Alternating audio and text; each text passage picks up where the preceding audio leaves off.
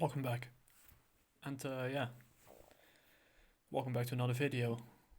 Tonight we're going to do the review of release the fourth part of this five-parter, where we cover and review with spoilers the limited series of Kitty Pride and Wolverine, the spin-off series of the Uncanny X-Men. And we got the bookmark at the page where we left last time. And I don't have to explain who the writers are, who did the text, etc., who did the cover art. We already got there. I already told the synopsis, but a little recap is Wolverine basically went toe-to-toe with Kitty Pryde, who was possessed by Ogun. Ogun. Yeah, Ogun. Got it. Finally. Ogun. So yeah, I got it. I need to practice my Japanese. So because more like the French does do it. And she's possessed by him, and she stopped Wolverine straight through his mortally through his chest. But as you already might know or might not know, he has a healing factor, so he'll be fine. Don't worry. But that's a recap of part 3. Now we're heading to part 4. And once again, this is called Rebirth. I have to move my tripod a bit, but where are we? But they're driving in the rain. Where are we? And they're asking where they're heading. Asking where they're heading. Don't drive it this hard, but with this weather on this road, it's dangerous. He's like a kid that has for some reason put on another costume. And there goes the bookmark. Say something for you know what's sake. Your friend Wolverine is in really bad shape. He lost a lot of blood. I don't think this emergency how you call it, bandage will help us a lot. Yukio.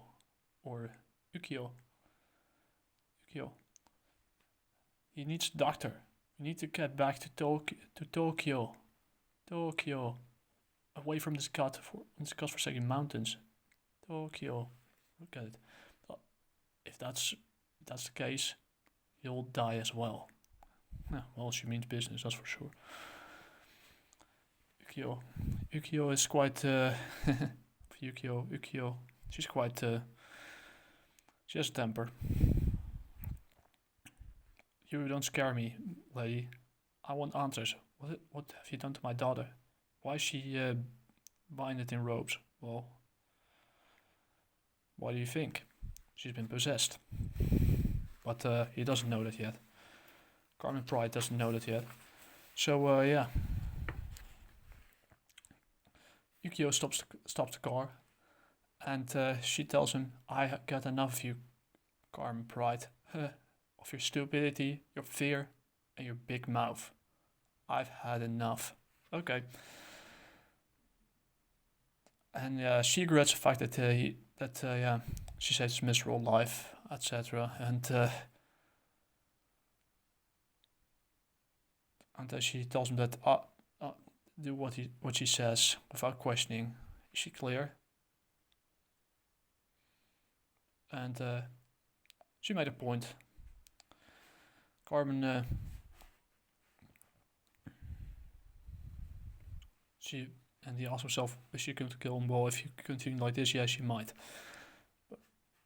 And Kitty Pryde faces through her ropes. And the venom that she took must have kept her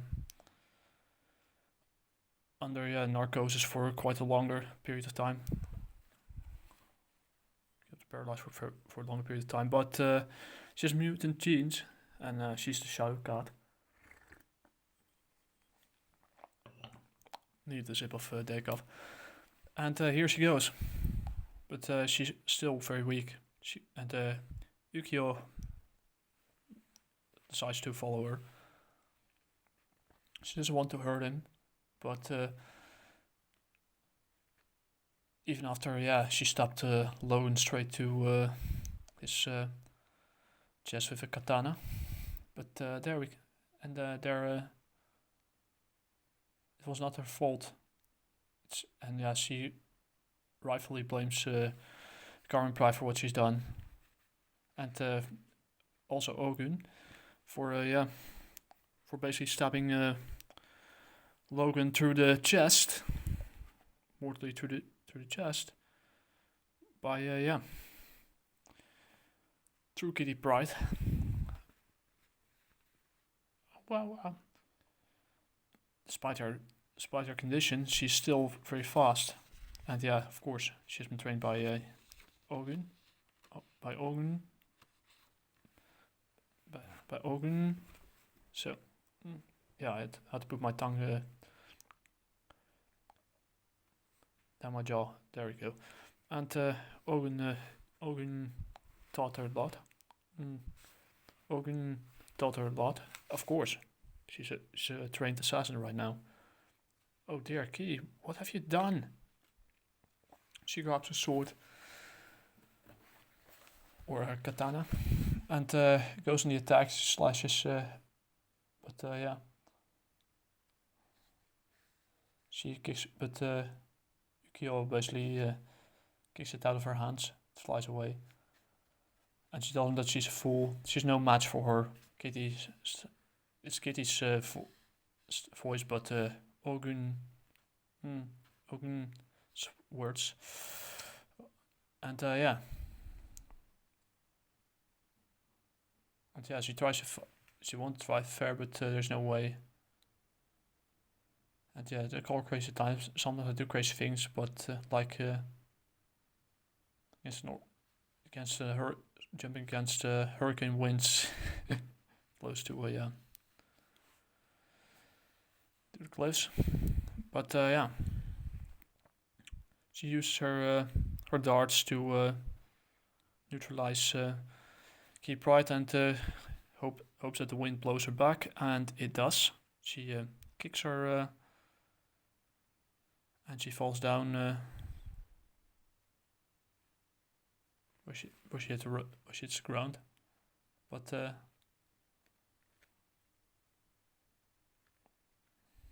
she asks, and Yukio asks herself, is it better to save her life or to just kill her straight away and end her suffering? But she heard rumors about ninjutsu, and a soul that's poisoned by it and possessed by it, she'll never truly be free. Which is kind of the case of what you see later on in another storyline in Modern Marvel that is terrible, called the Death of Wolverine, especially where he lost his healing factor after being exposed to a microvirus from the microverse that he managed to fight off, but at the cost of his healing factor. Then he came back from the death. He broke out of his got revived by the one of the Infinity Stones, and basically managed to break out of his adamantium prison.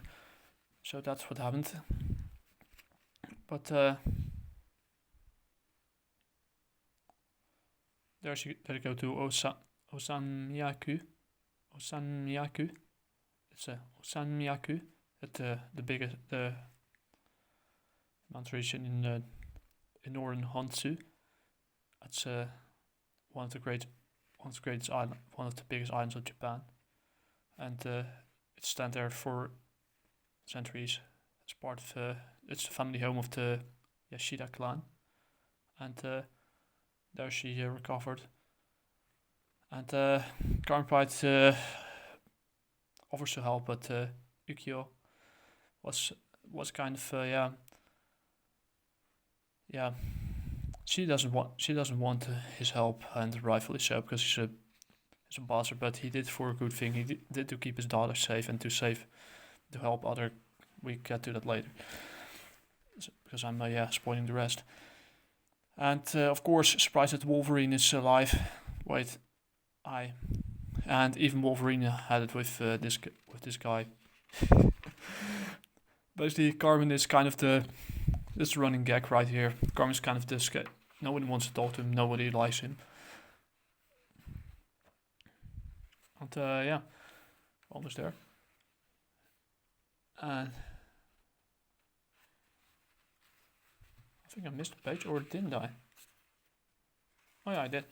Never mind. So you see Kid Pride dreaming about about Ogun. About Ogun. Yeah, there we go. Was Ogun?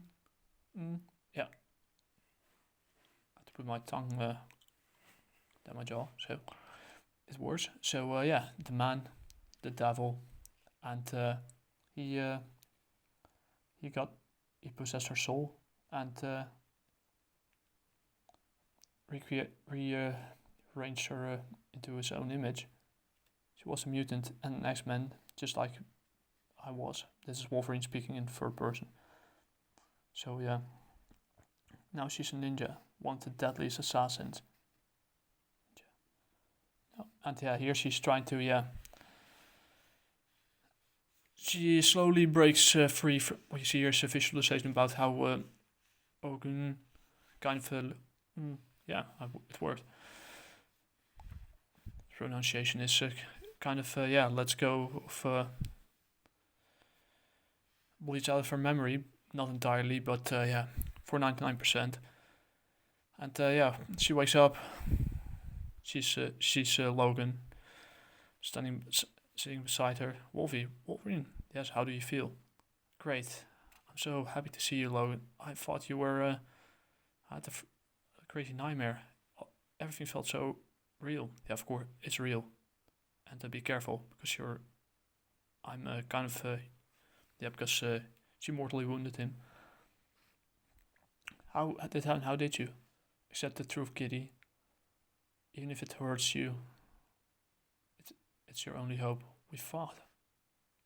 It was me, and it wasn't me. I had a katana, and then I stabbed it through your heart.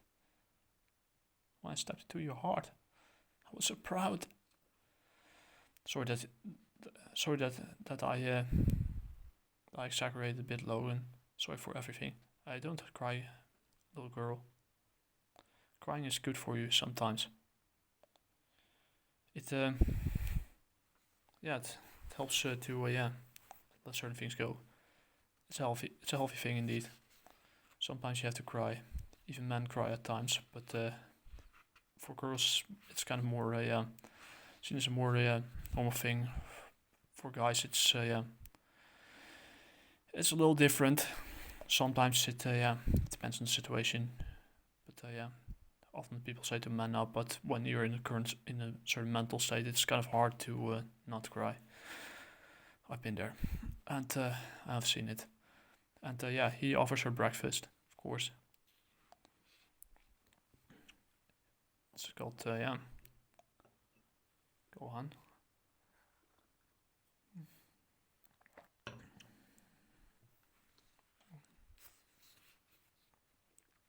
It's Asagohan.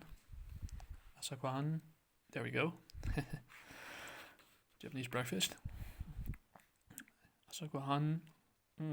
Asagohan. Yeah, there we go. I tried. Asagohan. Asagohan. Yeah, I did. I try it at times. It happens. Yeah, it makes it a weird video, I know. But since it's taking place in the right setting, who cares? But Kid Pride's not hungry. Okay, more for me. And Wolverine decides to eat a little more. And we thought you were in Chicago. Why were you heading to Japan? Your father. Oh, it smells delicious, and she's getting hungry as well. He's doing business with some crazy underworld crime lord named Shigematsu. Shigematsu. I thought you were, he forced. I thought that he was forced. I tried to help. Why did you go alone? It. She thought it was a better idea. She wanted to keep it private. Understandable. And in case he wasn't forced, oh Logan, how could he? Relax, Kitty. Don't judge too fast. How did you learn where did you learn to meet Ogun? Ogun. He helped Shigematsu with something. He said that she was his payment for his services, and you were weak with Ogun. Ogun. What happened? I don't remember. Ogun. Ogun. There we go. You talked just like I remember, but you talked just like him. Yeah, how could it happen?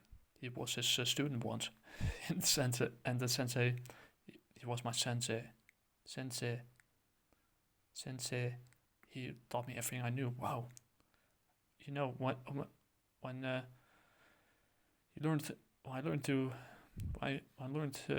I met Ogun, he remembered me of you. He made me afraid, just like you at the beginning. You know, I'll tell. And here you go. Here he tells him about an old story of the famous. If I spell his name correctly, Miyamoto Musashi. Miyamoto Musashi. He was one of the days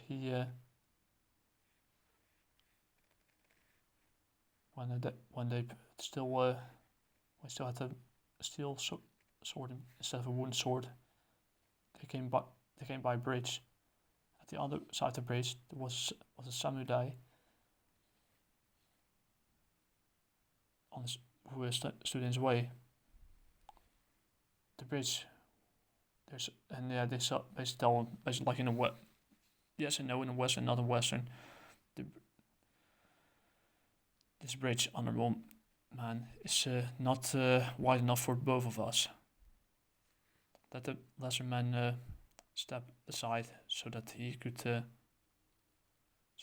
pass by.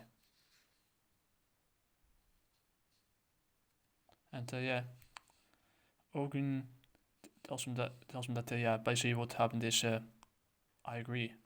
If you could do that for a moment, we could continue. So Ogun and Musashi kind of agreed to have a problem, and that has to be solved with a sword. And Miyamoto Musashi, and Ogun draw their swords, and Ogun nodded, and with one quick draw, they draw the swords, draw the katanas, and what happens next is probably one of the most beautiful things happening in this comic. What really deviates from the rest is both Musashi and Ogun got it. Stare at each other, and then you thought that both waiting for someone to make the first move, but then they put away their swords, their katanas, and they bow towards each other as a form of respect, and they each went their own way, and this was basically the story of the great swordsman Musashi, and how Ogun. I got it. I got it. The Japanese hand. Sometimes, sorry, I'm pushing off topic here. It's I'm still trying to put things into practice. If I concentrate enough, and but Kitty doesn't get it. But Logan explains to her that the eye contact of the duel was the eye contact that the two had, the dialogue that they had, the conversation they had wasn't the duel. It's only a part of it. The true duel was in the eye contact. That moment they both Ogun, both Ogun and Musashi came to the conclusion that they were equal in every way, and none of them was able to win the duel. And with that, the conflict was solved, and they each went their own way. What you're trying to say is, was this Ogun, this Musashi? Maybe. I'll get dressed and come with me outside. And yeah, here Wolfie, it's a fault in there, but yeah, it's a used one, so it's okay. Into a garden, yeah, and she tells her to to get the guarding to want to. I can't forget what it's called, Skulterhark in Dutch. I don't know the English word for it, but yeah. He tells her to do something useful and do whatever you want. So she's going to decorate the garden, kind of. So yeah, this is what happens. See you then. This is stupid. Just do what I say. Bye. He just let. This is the funniest part. He just leaves her there, like blonde, and leaves. He's acting blonde, and then he goes away. And Ukio kind of is kind of pissed at her. Oh, you stupid Logan! Yesterday she almost cut you in pieces, and you should be staying in bed. It has to happen now, Ukio, before it's too late. It's already too late. But if you see it, if the story about Ogun, yeah, there we go, are half true, then it's hook is already too deep into Kitty Pride. We have to try it for her, but also for myself. So yeah, she eventually she sits there meditating, and yeah, she tells him that hi Wolfie, meditating. Yeah, of course. She thought it was a good idea, and it's not a crazy idea. Of course not. What happened? Not crazy, yeah? How did you like the garden? She tells him how to like the garden. Look. Think about what I tell you. Look. And she looks, she created a beautiful path towards the stone. Created a beautiful Japanese garden. And yeah, it's beautiful, so perfect. The perfect harmony. Zen master practiced his entire life to arrange such a garden, but a little girl from Chicago who shouldn't even know where to begin. What did Ogun do to me? Magic or kind of telepathy. He planted his psyche into your brain and made you like a spiritual spiritual clone of you. So yeah, eventually your own personality disappears, and Ogun's personality can stays. You have the appearance of Kitty Pride. You could still perfectly copy her in your heart. You're still Ogun. The process is forbidden. It's forbidden knowledge. Only the most competent and most study and the most advanced ninja master could create this kind of could learn and study this kind of magic and master it. And you're saying that Ogun was something from the legend? Yes. I want to go home, Logan. Professor Xavier is the best thing that is best telepath in the world. He could raise Ogun's telepathy, and yeah, he tells him no. Once Ogun has possessed you, he never truly lets you go. He'll want her back, and he's coming back for him. She explains what he explains to her is when you flee back to Savior to the mutant school, you'll never be as strong as you were before, even if he heals you. That's why you will be dependent on him. So in this case, Ogun. In that case, Ogun as your soul, as your spirit, your soul. He has created your fundamental you. He has basically erased the fundamental you and broken it into tiny little pieces. Figurative, in that case. To speak from experience. Want to see my scars? Why? What do I have to do? This is not a test. Grab it. This is sort of the Yashida family. The Yashida family. 800 years ago, made by the weaponsmith Masamune. Yeah, Masamune. The representative of everything good and noble for his family. What he did for his family and for me. Keep it, and what he tells us is to keep it high above her head. And as long as possible, and it gets so heavy, and it drops on her head, and she drops from exhaustion, and here they go again. How long? How many hours? Not even 5 minutes. Really? Nope. What's the goal? Keeping it up for as long as possible. As long as I say impossible. If you believe that, it is impossible. And here's Wolverine acting like the father and the sensei of once again the heart. This is what I like about him. He's like a do or don't. There is no trying.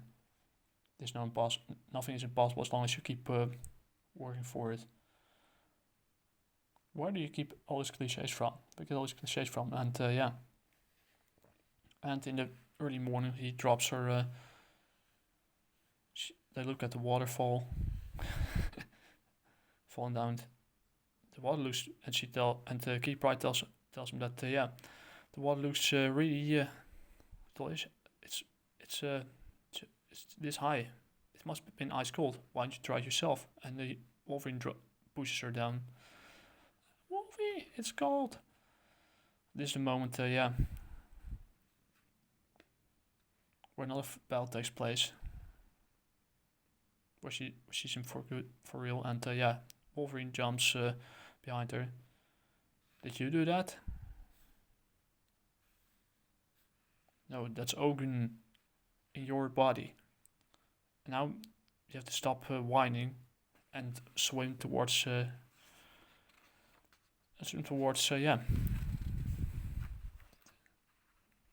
shore. Towards shore, and days later, Kate Pride continues raising the sword above her head, and she still isn't there. Once again, she keeps trying, but every time with the sword of the let's see if I forgot the name correctly. Sword of the Yashida family, the Yashida family. Basically, it drops to the floor because it's too heavy for her. So Ogun is still as part of his possession, and she keeps going, she keeps trying, and at that same moment, Professor Charles Xavier calls him. Oh, hi, Charles. I was wondering when we're about to track us down. We tried with we were intentionally working hard to try and to track. So No, I don't explain to you this private for now. I'll take, and he tells her there. She tells her that what happens, and he understands perfectly. And turns out Storm was attacked by some kind of energy weapon, and she lost all her powers for good. And this is not by X-Men 44. And he fears for her life. So And some things happened, but that's for another time.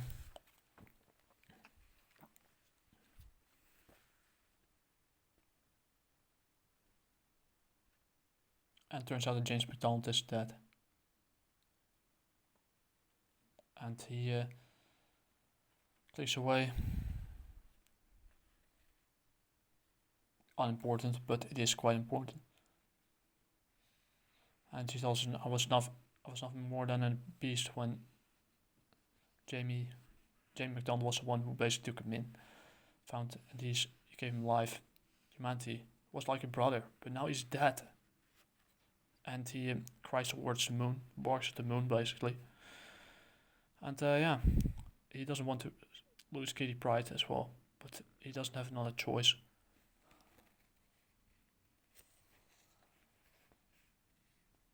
And she also cried for Storm, and turns out Storm lost her powers for good at this time, but she'll get them back. Don't worry.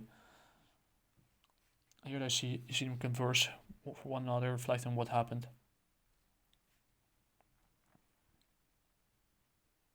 And she tells him that the road is all the way back home has been wiped out by the snow, but or covered by the snow.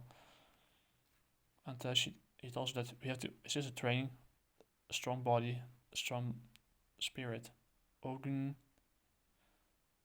got you when you were sick and weak. If you want to escape me, you have to be in prime condition. And he tells her that she talks too much. And she slips. She tells him that, give me your hand. You've got 2 hands yourself, of course. No, help me. Oh no. Help yourself. Yeah. Get back up. Show some yeah. And it keeps going. It goes back and forth again. She frees Dev. And she can't do it. And she tells him that she hates you. That she hates it. And And he tells her that the trick is to accept the cards that you got and still win. But he tells her that it's your decision to make.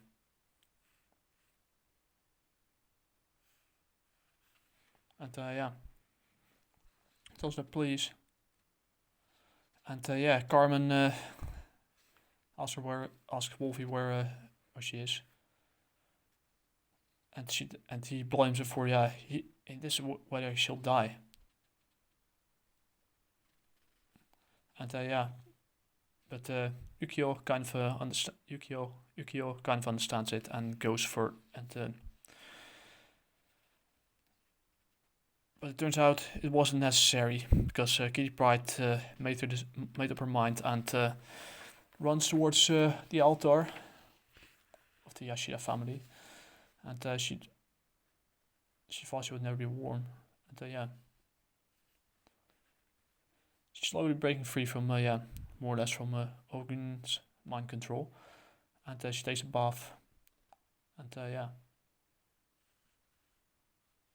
she reflects on the things Ogun is Wolverine's ex sensei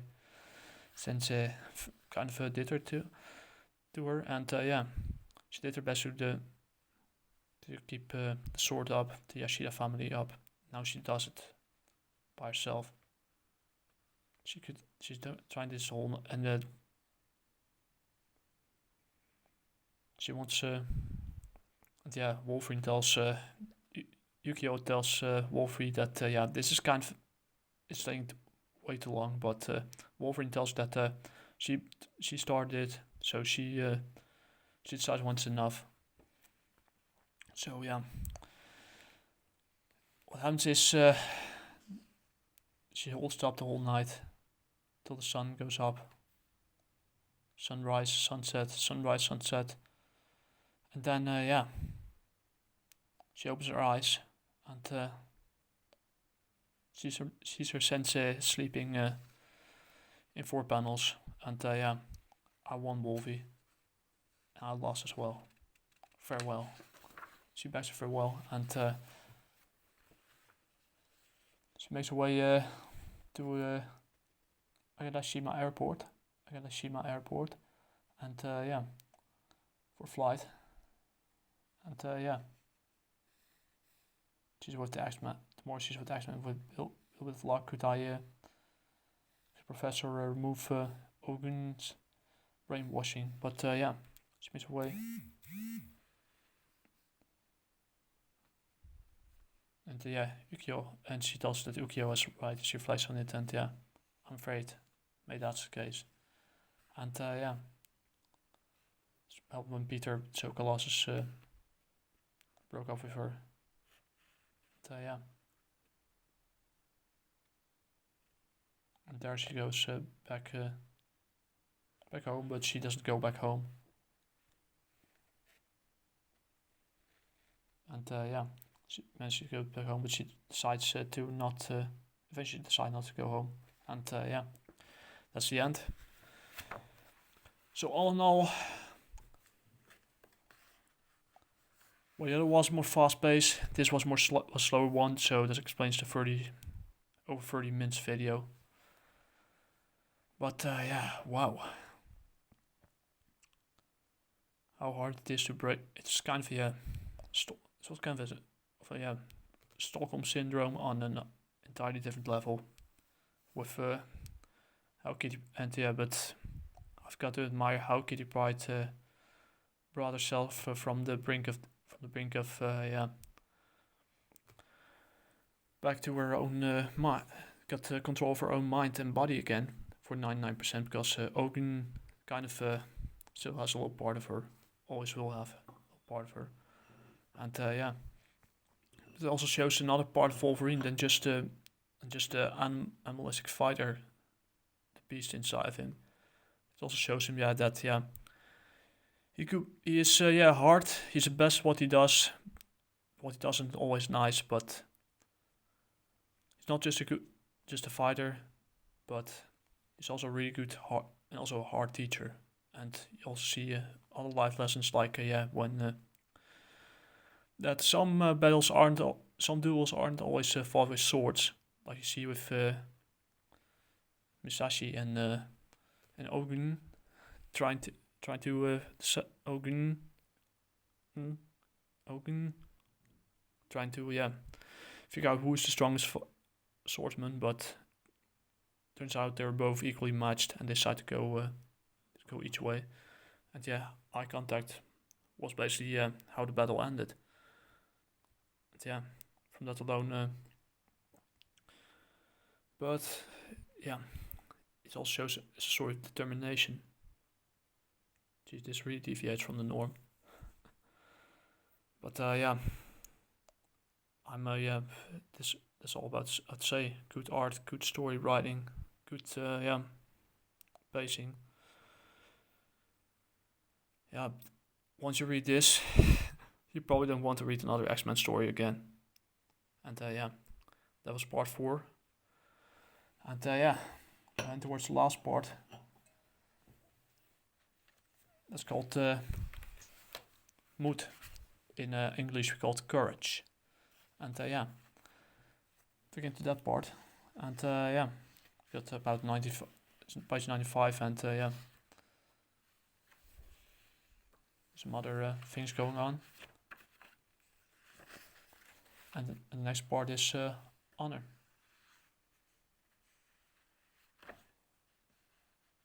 So it will be a 6-parter anyway. Well, what the heck. This gets another 9 out of 10. So yeah, drink my last coffee and finish my late night snack. It's dried sausage with some peppercorns. And I'll see you guys in the next video. I could keep talking about this, but it won't get any more exciting than it already does. It's just a good story, good mini-series. And yeah, this is where it peaked. You don't need another. This is the only one story that you need, pretty much. So yeah, anyways, talk to you guys later. Hasta la próxima. Dewa matane.